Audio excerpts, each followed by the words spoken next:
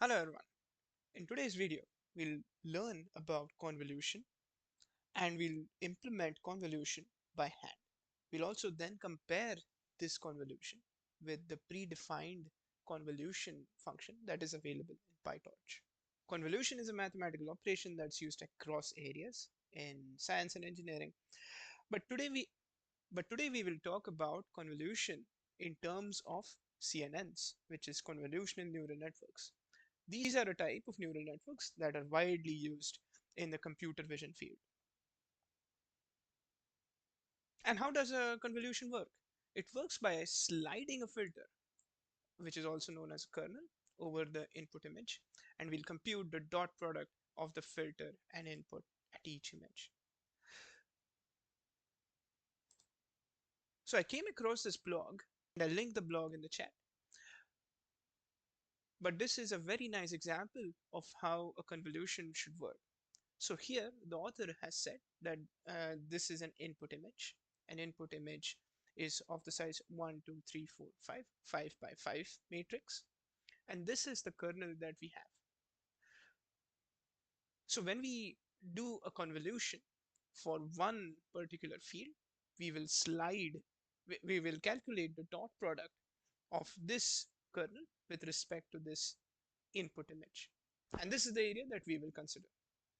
Now on the right hand side, we see the author has written how can we calculate the value of this field in the output image. So for example, 0 in the kernel is multiplied by the first element 1 in the input image, and then we add -1 to 3 plus 0 into 2 plus -1 into 2, 5 into 1, -1 into 0, 0 into 1 plus -1 into 3 plus 0 into 2. And we sum all of this up. This is equal to -3, and this becomes the element of the output image. And this is what we mean by a dot product. So one convolution would mean that we move this kernel across the input image and populate this output image. One common question is, can we predetermine the size of the output image? Absolutely. There's another blog. This is a blog that I found from Stanford. It's the deep learning blog, and they give a very nice formula here. So O is the output image, I is the length of the input image. So for our case, here it is a 5 by 5 matrix. So I is going to be 5 minus F. F is the length of the filter. In our case, the length of the filter is 3. So we'll do 5 minus 3, 2. And P is the padding. So we can ignore padding for now. We'll explore padding in the next video. Divided by S. S is the stride. Stride is by how much do we move an image. Stride is how much do we move this kernel over the image. In our case, we will move the kernel over this image by 1. So hence, our stride S is going to be 1. So our formula becomes the output size is equal to 5 minus 3 plus 0 divided by 1 plus 1. It's going to be equal to 5 minus 3 is 2. 2 divided by s, 2 divided by 1 plus 1. It's going to be 3. And we can see here the output image is 3 by 3. And this is how the dot product works.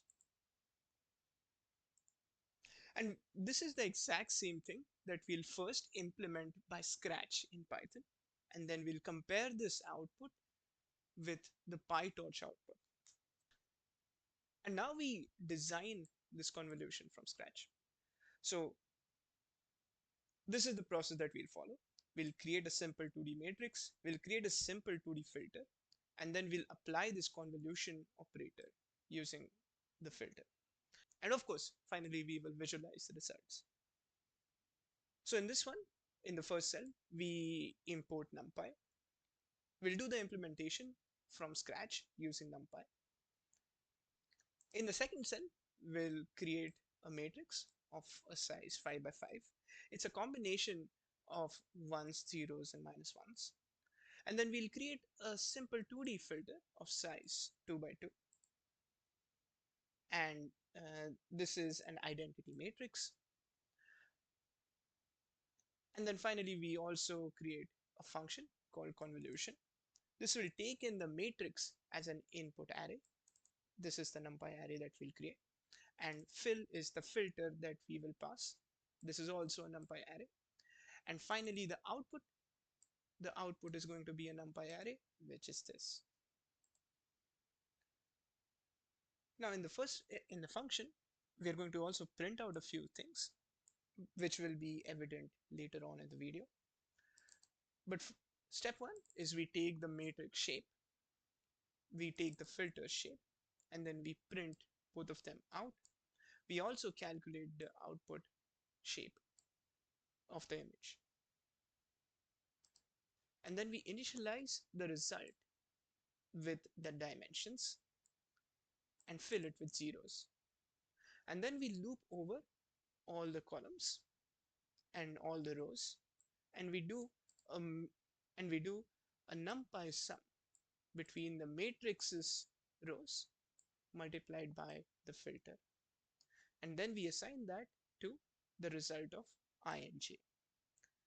So this line corresponds to the convolution that we do here. And finally, we return the result. We also would like to visualize the results.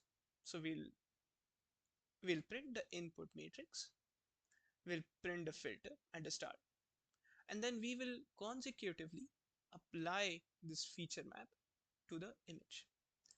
Uh, so in the first line, we will apply this convolution to the input matrix using the filter, and we'll create an output 1.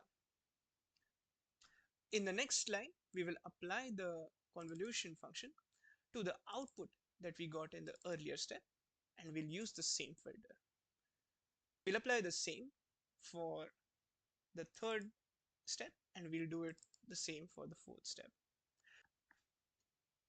Now, this is something that we do commonly in CNNs. We would want to ideally capture the essence of the image and translate it into more machine readable format. So this is a very nice example of consecutively applying these filters to the image. And now let's look at the results. So the input matrix is this, what we initially defined. The filter is an identity matrix of 1 and 0. And now this is the input shape. Our filter shape is 2 into 2. And we can calculate the output shape 4 as 4 using the previous formula like this. So if we input the values, the output is going to be equal to 5, which is the shape of the length, minus 2, which is the shape of the filter. There is no padding, so it's going to be plus 0, divided by stride, which is 1, plus 1. So our final output size is going to be 5 minus 2, which is 3, divided by 1, plus 1, which is going to be 4. Hence, our output shape is 4 by 4. Now, because this is a very simple filter, let's try to intuitively create this filter and apply it. So say this is the filter 1001.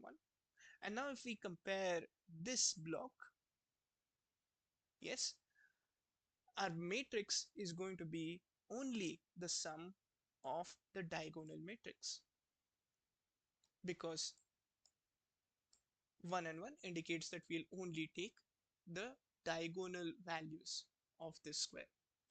We can ignore the anti-diagonal because it's going to be 0 and 0 irrespective.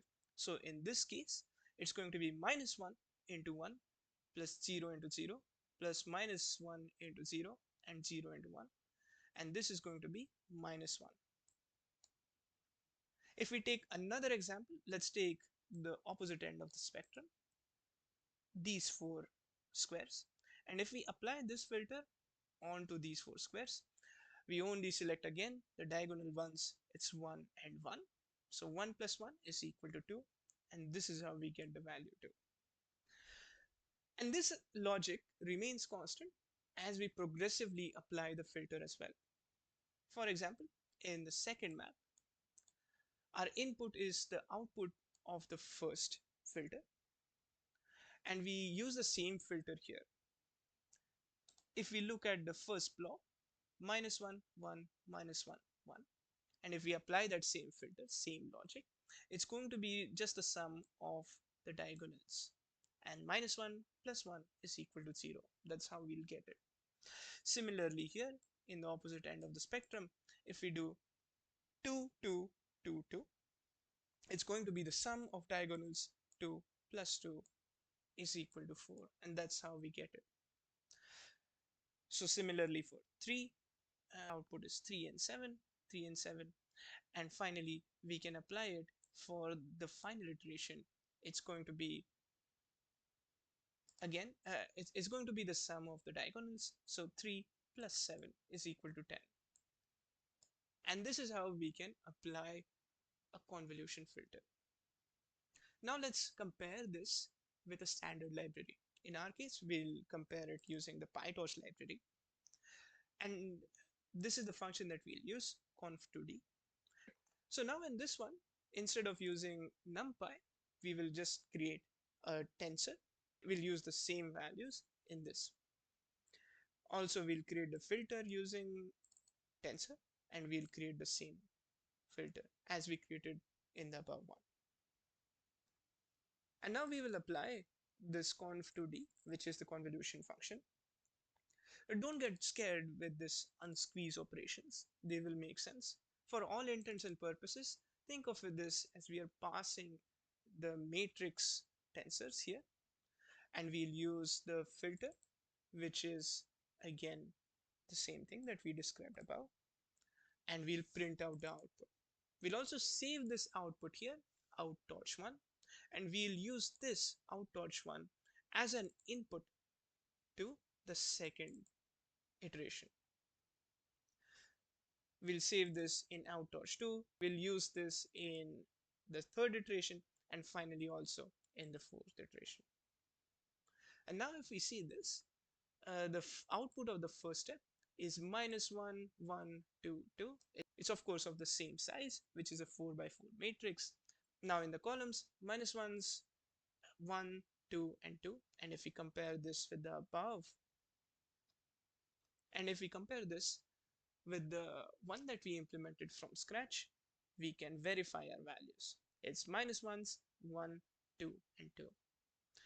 Similarly, if we now go straight for the output, the one that we implemented from scratch gave us a final output of 10 in the fourth iteration. And the pytorch one will also give us the same output, 10 in the fourth iteration. So hence we have applied a convolution mechanism.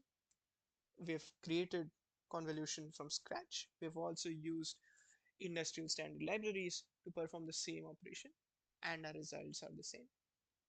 So this is how a convolution works.